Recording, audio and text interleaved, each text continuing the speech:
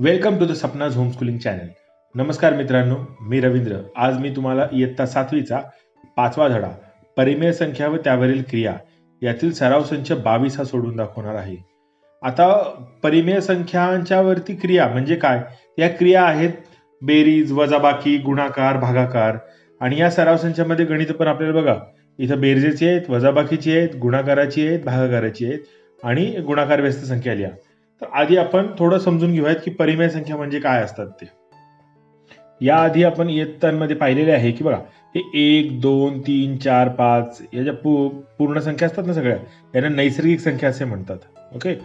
आणि शून्यापासून पुढे म्हणजे 0, 1, 2, 3, 4, 5, 6 यांना पूर्ण संख्या म्हणतात.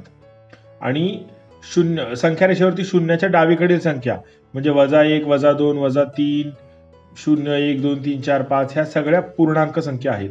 ओके. आणि परिमेय संख्या म्हणजे काय की ज्या m/n म्हणजे छेद आणि अंशाच्या स्वरूपात लिहितात त्यांना परिमेय संख्या म्हणतात. इंग्लिशमध्ये त्याला आपण रॅशनल नंबर म्हणतो. ओके. हे एवढं आपल्याला माहित आहे आधीपासूनच. आता इथे बघा एक सारणी दिली आहे. आता ही -3 ही संख्या आहे ना, ही पूर्णांक संख्या आहे. ओके. कारण संख्या रेषेवरती शून्याच्या डावीकडे असते. परिमेय संख्या पण आहे ती, कारण -3 लाच आपण -3/1 असं लिहू शकतो की नाही, म्हणजे ती परिमेय संख्या पण आहे. पण ती नैसर्गिक संख्या नाहीये. नैसर्गिक संख्या म्हणजे संख्या रेषेवरती शून्याच्या उजवीकडच्या संख्या म्हणजे 1, 2, 3, 4, 5, 6 म्हणजे धन कुठली संख्या ही नैसर्गिक संख्या असते. म्हणून -3 ही नैसर्गिक संख्या नाही.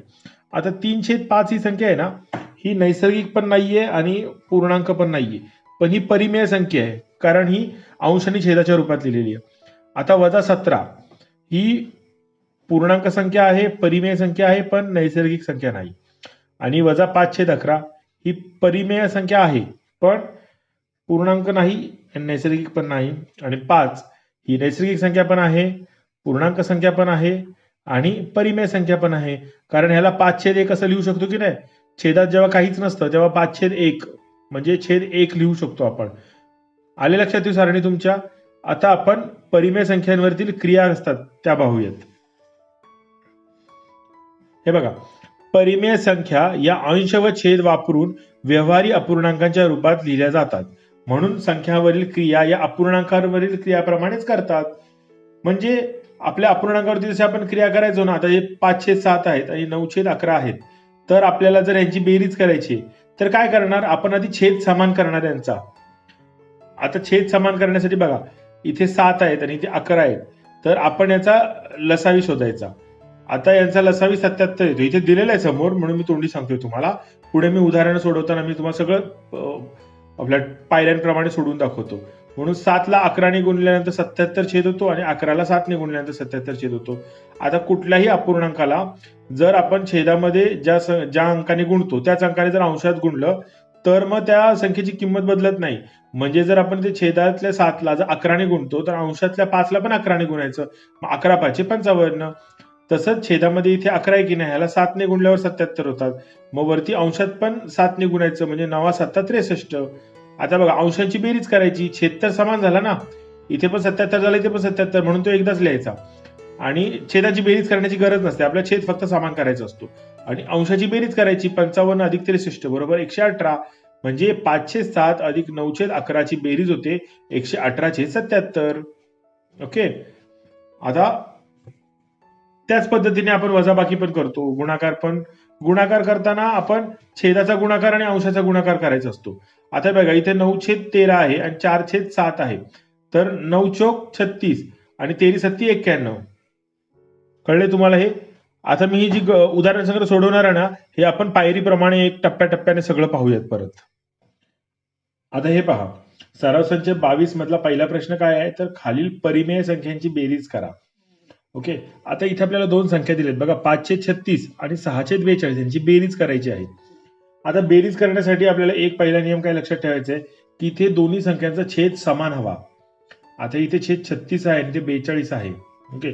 आता छेद समान करायचा म्हणजे नेमकं काय करायचं, तर परिमेय संख्यांचा एक नियम आहे की एखाद्या संख्येतील अंशाला आणि छेदाला जर आपण एकाच संख्येने गुणलं तर त्याची किंमत बदलत नाही. म्हणजे जर इथे 5 आहे, 5 ला जर 2 ने गुणलं तर वरती किती येणार, 10 होणार, 10 अंश होईल. आणि 36 ला जर 2 ने गुणलं तर छेद किती होणार, तर छेद 72 होणार. म्हणजेच 10/72 आणि 5/36 यांची किंमत समान आहे. म्हणजे आपण जर अंशाला आणि छेदाला एकाच संख्येने गुणलं तर आपल्याला मिळणारी संख्या ह्याचं जी किंमत आहे ती तीच असते.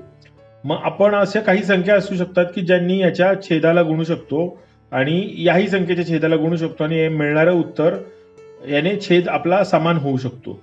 तर ती संख्या कशी शोधायची? तर त्याच्यासाठी सोपी पद्धत असते की आपण त्या संख्यांचा लसावी काढायचा. आपण याचे अवयव पाडू, सामायिक अवयव 36 आणि 42 चे. ओके, सामायिक अवयव पाडवण्याची पद्धत माहिती आहे ना तुम्हाला? आपण छोट्या छोट्या मूळ संख्यांनी भाग द्यायचा यांना. आता बघा, सगळ्यात छोटी मूळ संख्या किती आहे? 2. 2 ने भाग जाईल ना 36 आणि 42 ला?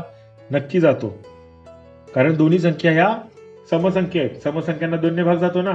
मग आपण 36 ला 2 ने भागू. कितीचा भाग लागतो? 18 दुने 36. आणि 42 ला कितीचा भाग लागतो? 21 दुने 42. आता बघा, इथे 18 आले आणि इथे 21 आले. 2चा भाग लागत नाही कारण ही विषम संख्या आहे. पण 3चा भाग लागतो बघा. 3 ने किती होतं? 3 सक 18 आणि 3 सत्ता 21. बरोबर. आता आपल्याला काय काढायचं? यांचा लसावी. लसावी बरोबर 2 गुणुले 3 गुणुले 6 गुणुले 7. माहिती आहे ना तुम्हाला? लसावी म्हणजे जे आपले सामायिक अवयव पडलेले आहेत ते आणि जे सामायिक अवयव नाहीत या सर्वांचा गुणाकार करायचा. इथे सामायिक अवयव काय काय मिळाले आपल्याला? 2 मिळाला, 3 मिळाला आणि असामायिक अवयव 6 आणि 7. तर ह्यांचा गुणाकार करायचा. आता किती येतो गुणाकार? 3 दुने 6, 6 6 36 आणि 36 सत्ते 252.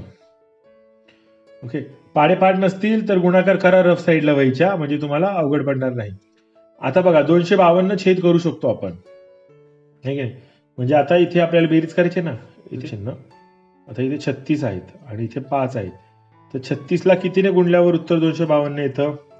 तर 36 7 252 आणि छेदाला आपण 7 ने गुणलं म्हणून अंशाला पण आपण 7 नेच गुणायचं.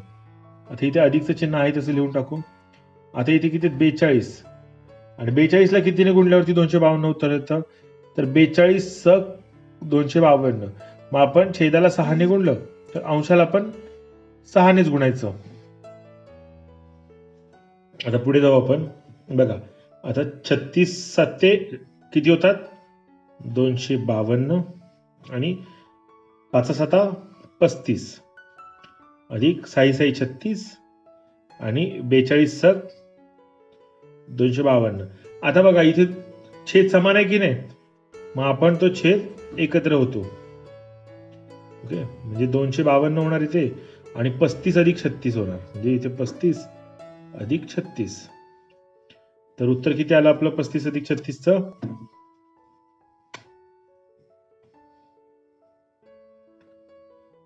71 आणि खाली येणार 252. ओके, चला आपण दुसरं गणित सोडवू आपलं. आता बघा, दुसऱ्या गणितात आपल्याला संख्या कोणत्या दिल्या आहेत?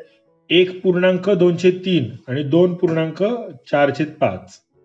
ओके, आता इथे हे पूर्णांक आहेत ना, याला आपण सोपं रूप देऊ अजून. म्हणजे काय करायचं? तर 3 गुणुले 1 अधिक 2/3. कळलं की नाही? हा एक पूर्णांक आहे म्हणजे याची किंमत किती होते? छेदा एवढी. मग 3 एके 3 अधिक 2/3 आणि ह्याचं कसं होणार बघा? 5 दुने 10 अधिक 4. बेरीज चिन्ह बघा, 5 गुणिले 2 अधिक 4 आणि छेद 5 आहे तसा लिहिला आपण. म्हणजेच 3 एके 3 अधिक 2 किती होतात? 5. ही संख्या होते 5/3 आणि 5 दुने 10 आणि 4 14 छेद 5. एवढं समजलंय ना? हे सोपं रूप केलं आपण. आता बघा, इथे छेद 3 आहे आणि छेद 5 आहे. जर बेरीज करायची आपण छेद समान करणार म्हणजे आपण काय करतो? लसावी काढतो. पण आता ह्या संख्या दोन्ही मूळ संख्या ह्या छोट्या आहेत, त्यांचे काही सामायिक अवयव पडणार नाहीयेत. त्याच्यामुळे आपल्याला यांचा लसावी ह्यांचा कसा असणार? ह्या दोन संख्यांचा जो गुणाकार असतो ना तोच यांचा लसावी असणार आहे. ओके, मग ह्यांचा लसावी काय होणार? तर 5 त्रिक 15 म्हणजे इकडच्या संख्येला या छेदाने गुणायचं आणि इकडच्या संख्येला या छेदाने गुणायचं. म्हणजे आपण 5 ला पण 5 ने गुणणार आणि 3 ला पण 5 ने गुणणार. बघा आपण अंशाला पण 5 ने गुणलं, छेदाला पण 5 ने गुणलं, म्हणजे एकाच संख्येने गुणलं, म्हणून ही संख्या काही बदलत नाही. ही संख्या आणि ही संख्येचा अर्थ तोच आहे. अधिक 14/5. आता इथे गुणिले 3, इथे पण गुणिले 3. बघा इथे पण अंशाला छेदाला आपण एकाच संख्येने गुणलेलं आहे. आता बघा पुढे जातो आपण. 5 25 आणि 5 त्रिक 15 आणि 14 त्रिक किती होतात? 42. 5 त्रिक 15. आता बघा इथे छेद 15 झाला की नाही दोन्हीकडे, मग आपण हा छेद एकत्र करू शकतो. छेदाची बेरीज नसते करायची, छेद समान करायचा असतो आणि एकच करायचा तो. आता 25 अधिक 42 किती येतं उत्तर? 25 अधिक 42 67 छेद 15. ओके, आपण आपल्या पुढच्या गणिताकडे जाऊ. आता आपलं पुढचं गणित बघा, तिसरं गणित. इथे 11/17 अधिक 13/19 आहेत. आता पहिली पायरी काय? छेद समान करणे. आणि छेद समान करण्यासाठी आपण काय करतो तर लसावी काढतो. छेदांचा जो लसावी काढतो आपण, छेदांचे सामायिक अवयव पाडायचे, त्याचा लसावी काढायचा. पण इथे एक लक्षात काय येतं, इथे 17 ही मूळ संख्या आहे आणि 19 ही पण मूळ संख्या आहे, म्हणजे यांचे सामायिक अवयव पडणार नाहीत. कारण 17चे सामायिक अवयव काय आहेत? 1 आणि 17.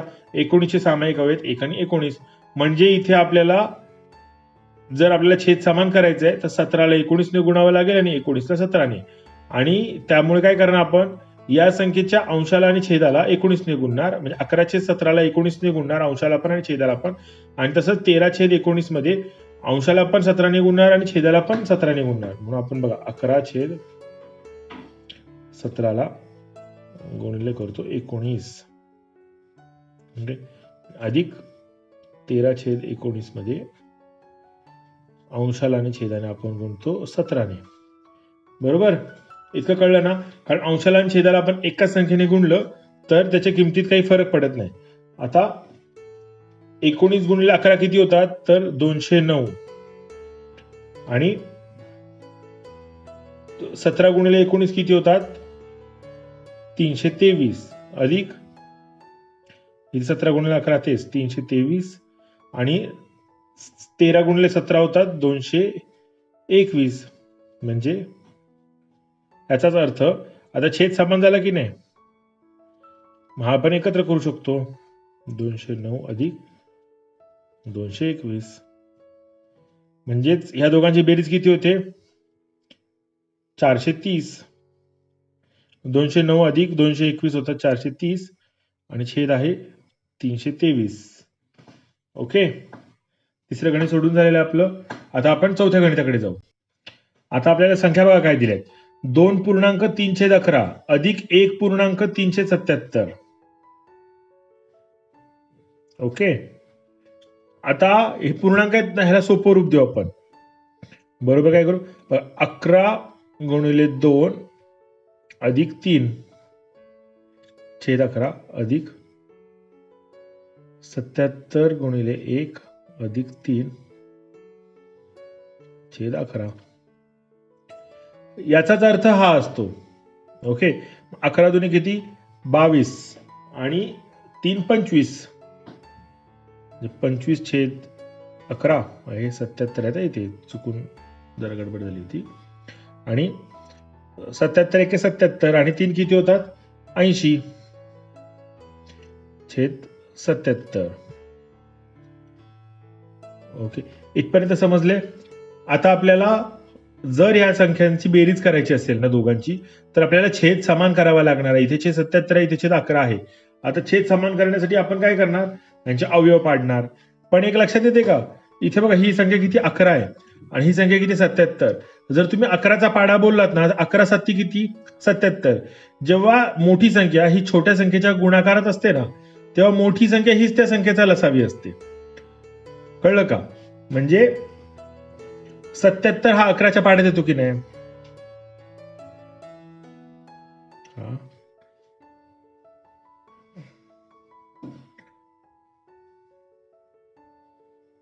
येतो. म्हणून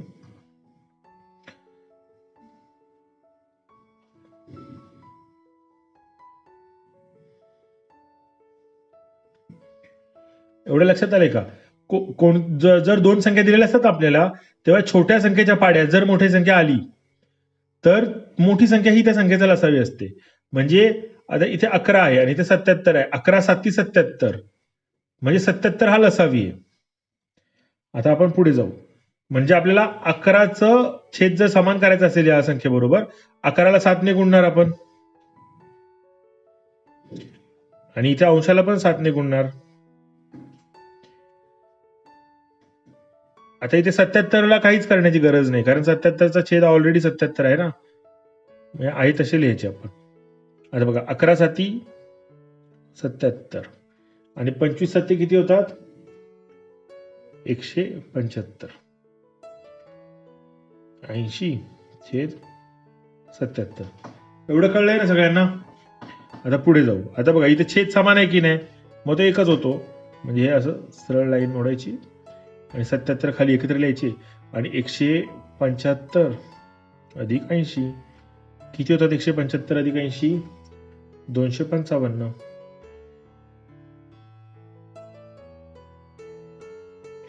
255/77 हे 5 आहेत आपले. उत्तर आलेले आहे 255/77.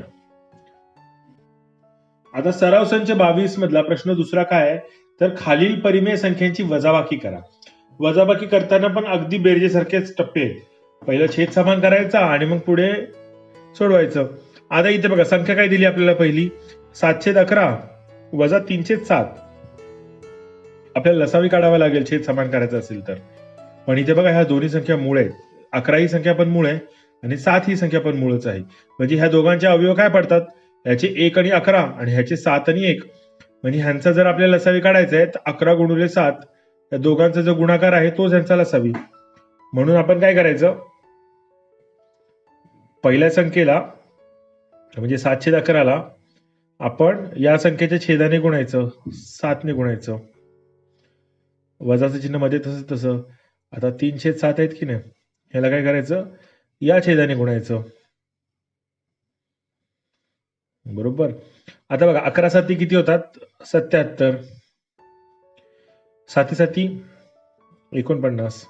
वजा चिन्ह तसं. 11 त्रिक 33 आणि 11 7 77.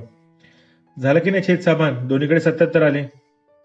आता आपण हा छेद समान असल्यामुळे याला एकत्र लिहायचा आहे तसा. आणि इथे 49 वजा 33. आता 49 वजा 33 किती होतात? आपलं उत्तर आलं आहे 16/77. ओके. आता आपण पुढच्या गणिताकडे जाऊ. आपलं दुसरं गणित काय आहे? पहिली संख्या 13/36 वजा 2/40. आता इथे बघा, आपल्याला पहिली पायरी काय असते? तर छेद समान करायचा. इथे 36 आहे आणि इथे 40 आहे. आता छेद समान करायचा, आपण लसावी काढू आता याचा. आता 2/40 याचं सोपं रूप काय होईल? 1/20 होऊ शकतं की नाही? भाग लागतो की नाही डायरेक्ट याला? म्हणून बघा, इथे 13/36 याला आपण 1/20 लिहू शकतो की नाही? हो. आता हे सोप्या रूपात भेटले की नाही? आता आपण 36 आणि 20 चे अवयव काढू.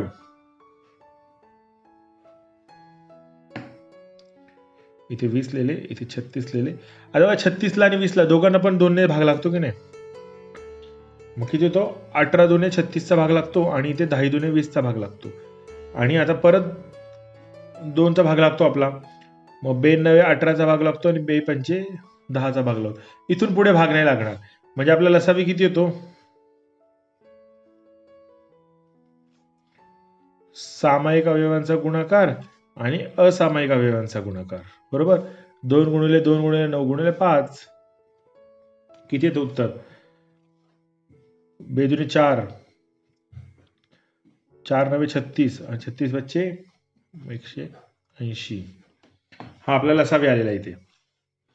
आता आपण हे पुढे सोडवू. बघा, आता आपल्याला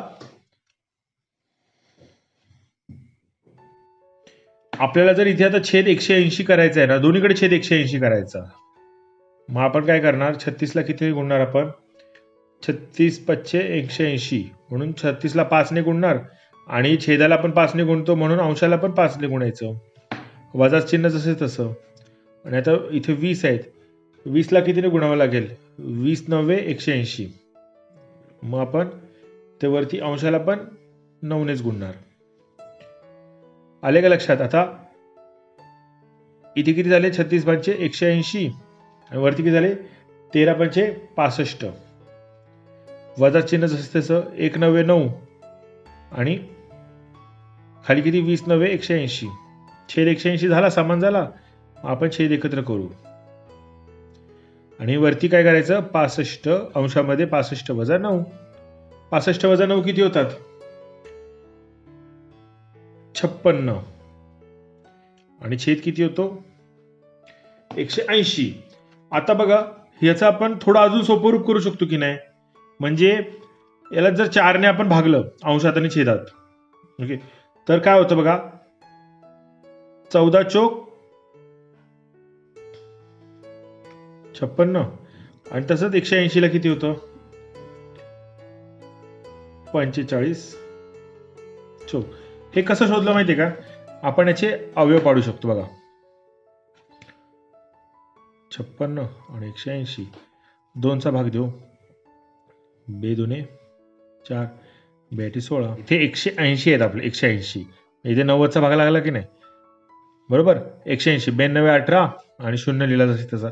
परत 2ने भाग देऊ. 2 के 2 आणि 2 चौक 8 आणि इथे किती लागतो? 45. बरोबर की नाही? हे झालं की नाही? 45 आणि 14 सुपरूप आले की नाही? म्हणजे हे 2 2 किती होतात? मसावी किती होता आपला? 2 गुणिले 2 बरोबर 4 होतो की नाही? मग 4ने आपण अंशाला पण भागायचं आणि 4ने आपण छेदाला पण भागायचं. मग उत्तर किती येतं? 14/45. बरोबर. आता आपण तिसरं गणित सोडूया. तिसऱ्या गणितात काय आहे? ही संख्या बघा, 1.2/3 वजा 3.5/6. हे पूर्णांकयुक्त अपूर्णांक आहेत. याला आपण अपूर्णांकात बदलू. म्हणजे काय करायचं? 3 गुणिले 1 अधिक 2 छेद किती? 3 वजा 6 गुणिले 3 अधिक 5 छेद किती? 6. किती होतात हे? 3 1 3 आणि 2 5. 5/3 वजाचं चिन्ह जसं तसं. 6 3 18 अधिक 5 23. 23/6. आता इथे बघा, 6 ही संख्या 3च्या पाड्यात येते की नाही? म्हणजे 6चा आणि 3चा लसावी काय येणार? तर 6 येणार. हो की नाही? 6 ही संख्या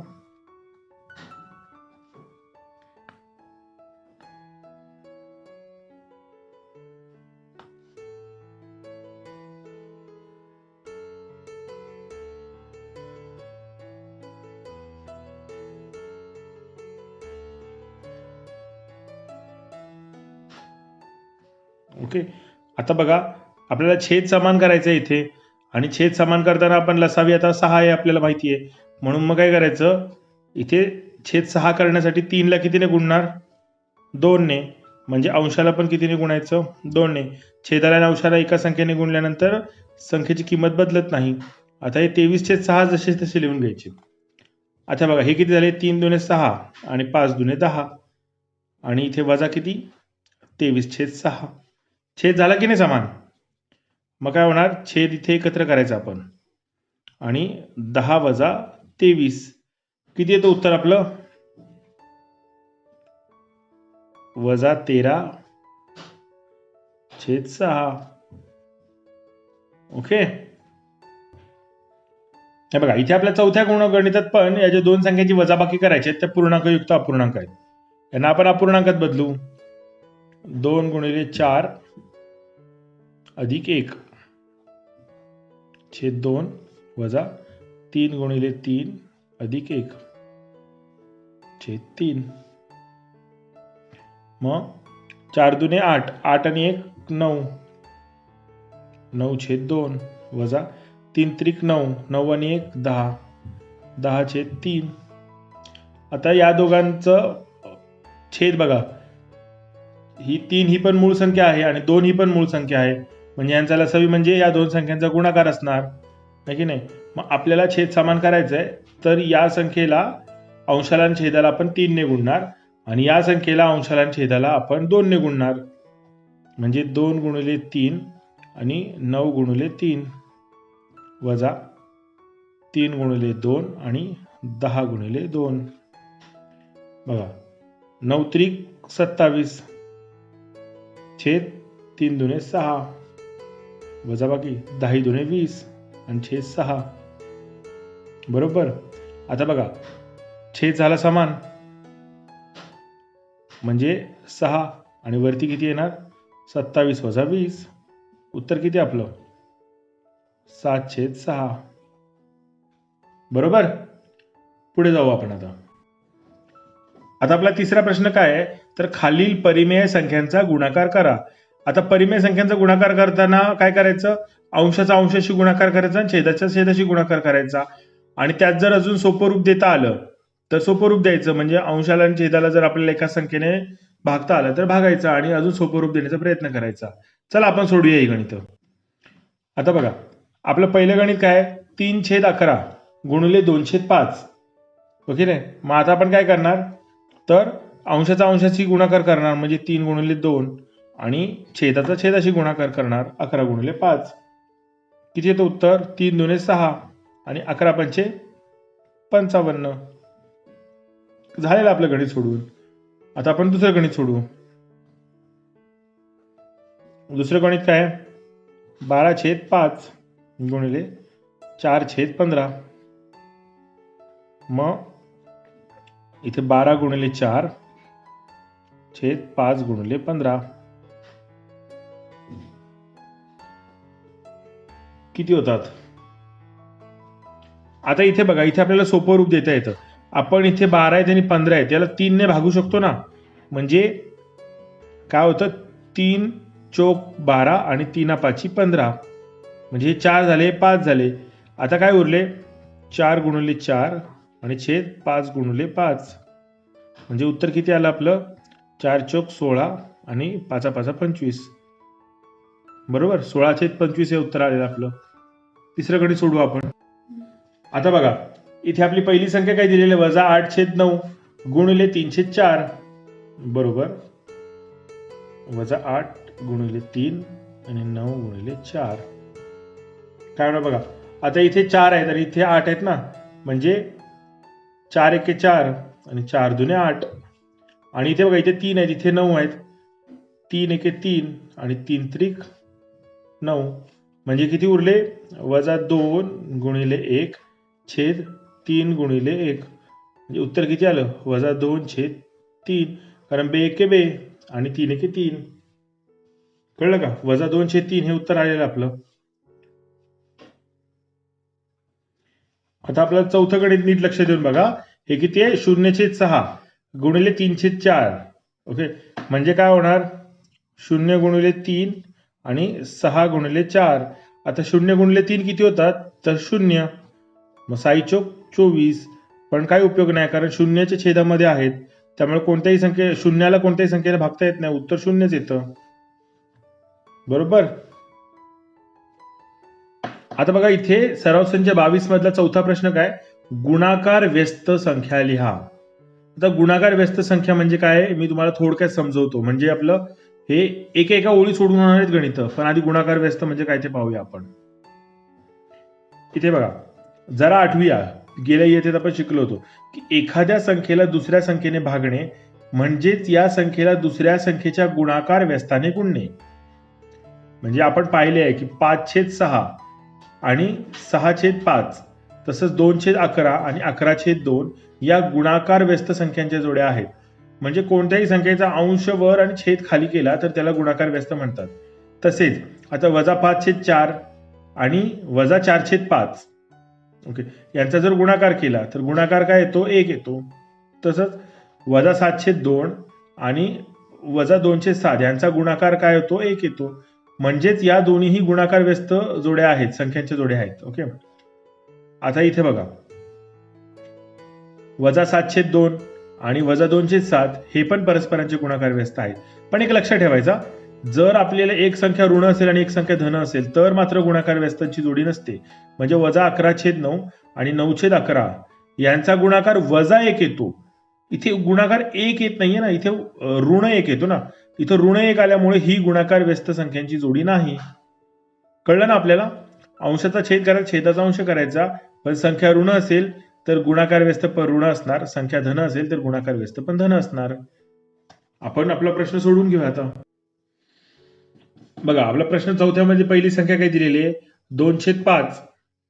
त्याचा गुणाकार व्यस्त काय असणार आहे? 5/2. आपण काय पाहिलं होतं? ही संख्या फक्त उलटी करायची, अंशाचा छेद करायचा, छेदाचा अंश करायचा. आता इथे काय बघा, -3/8 म्हणजे ही संख्या जी येणार ती ऋण असणार आहे. आणि अंशाचा छेद करू, छेदाचा अंश करू, 8/3 म्हणजे उत्तर काय आलं? -8/3. आता बघा, 17/39 म्हणजे 39/17 आणि इथे ऋणाचं चिन्ह देऊन टाकायचं. बरोबर. आता इथे 7 आहेत. या 7चा अर्थ काय असतो? की इथे छेद नाहीये, म्हणजे छेद आपण 1 असतो की नाही? जेव्हा छेद नसतो एखाद्या संख्येला तर छेद 1 असतो. म्हणून याची गुणाकार व्यस्त काय होणार? 1/7. बरोबर. आता इथे बघा, इथे दिलेले आहे -7.1/3. म्हणजेच याचा अर्थ काय होतो की किती होतं? -7 × 3 अधिक 1/3 म्हणजे किती होतात? 7×1 = 21 आणि 1 = 22 -22/3. बरोबर. आता ह्याचा गुणाकार व्यस्त काय होणार? -3/22. आले का लक्षात? बघा, हा गुणाकार व्यस्त इकडे, हा इकडे आहे. चला, आपण आता प्रश्न 5वा सोडवू. आपला भागाकार कसा करायचा ते. आता प्रश्न 5व्या मधलं पहिलं गणित आहे 40/12 भागिले 10/4. आता भागाकार करणे म्हणजे काय? तर भागाकार म्हणजे संख्येच्या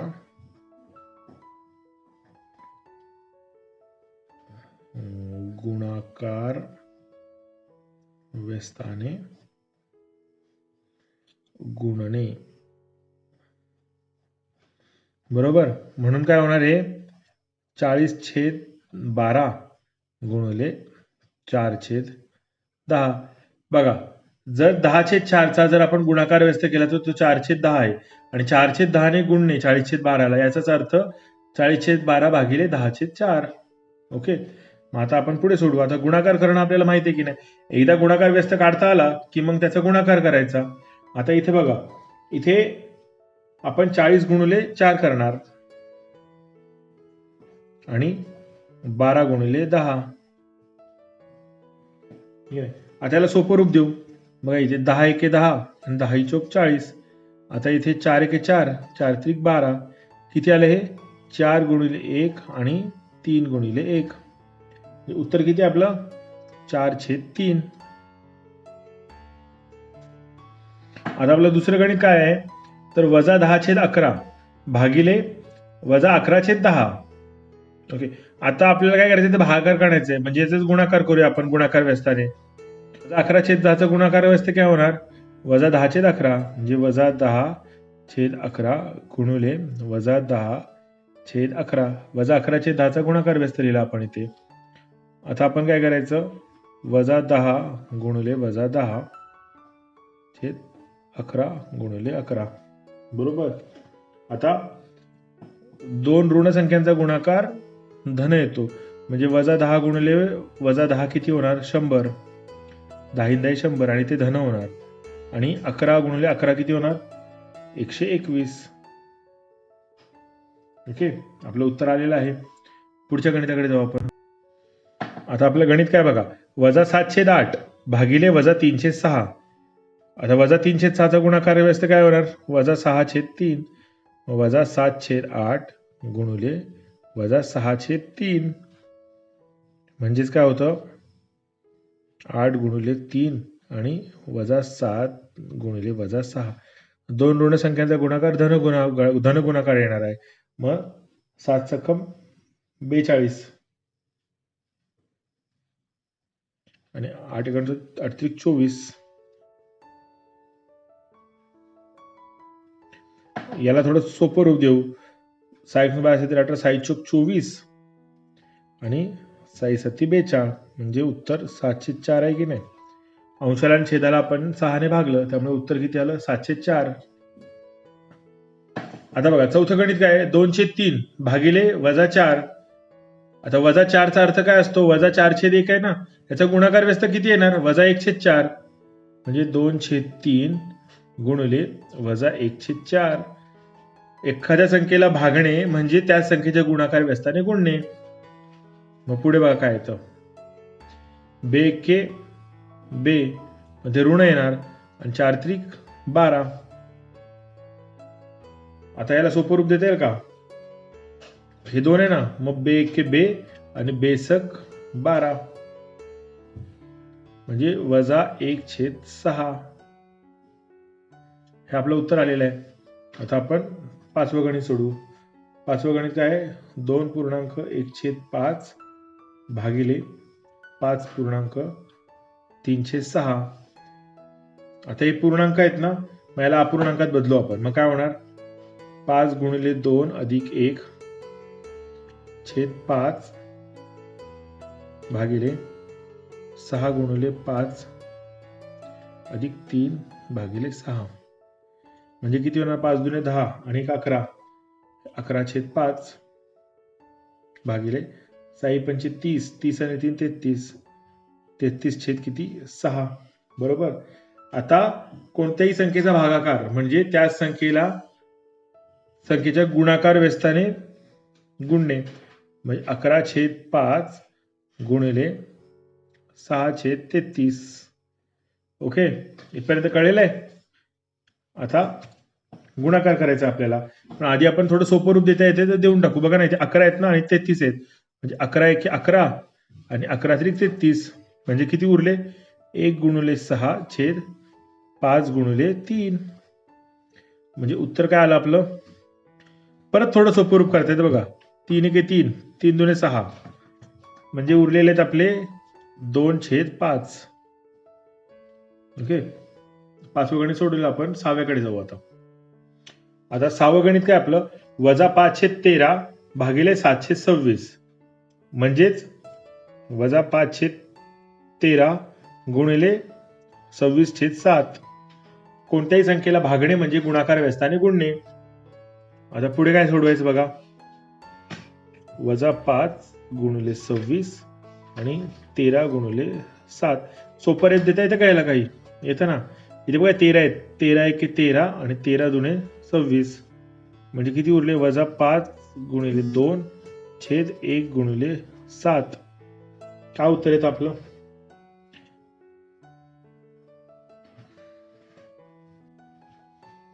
-10/7.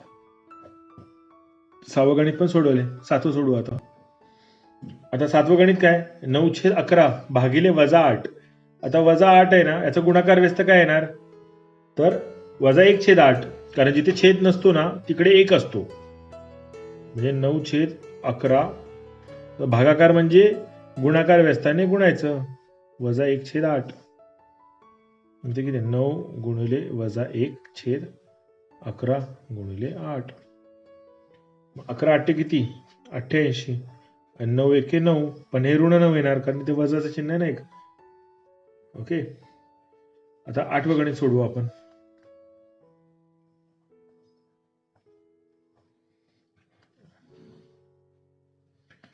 8वं गणित काय? 5 भागिले 2/5 बरोबर. 5 म्हणजे काय? इथे छेद नाहीये म्हणजे छेद 1 आहे आणि आता गुणाकार व्यस्ताने गुणायचं आहे म्हणजे 5/2. बरोबर की नाही? बघा, इथे पहिल्या 5च्या खाली काहीच छेद नाही, याचा अर्थ छेद 1 आहे आणि इथे आपण भागाकार आहे, त्याला गुणाकार करण्यासाठी गुणाकार व्यस्त करायचा. 2/5चा गुणाकार व्यस्त होतो 5/2. माझ्या किती होतात? 5 गुणिले 5 छेद 1 गुणिले 2 म्हणजेच 5×5 = 25/2. ओके, आपला सराव संच 22 सोडून झालेला आहे. याच्या पुढच्या व्हिडिओमध्ये मी तुम्हाला सराव संच 23 सोडून दाखवणार आहे. जर तुम्हाला माझा व्हिडिओ आवडला असेल तर नक्की या व्हिडिओला लाईक करा, आणि जर तुम्हाला माझ्या पुढच्या व्हिडिओचं नोटिफिकेशन हवं असेल ना लवकरात लवकर, तर सपनाज होमस्कूलिंग चॅनलला तुम्ही सबस्क्राईब करा आणि बेल आयकॉन दाबा. म्हणजे जेव्हा मी तो व्हिडिओ अपलोड करेल ना, त्याचं नोटिफिकेशन तुम्हाला लवकरात लवकर मिळेल.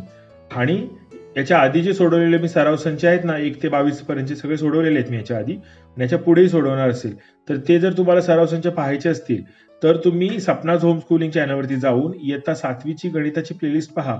त्यामध्ये तुम्हाला बाकीचे सराव संच सोडवलेले पाहता येतील. धन्यवाद.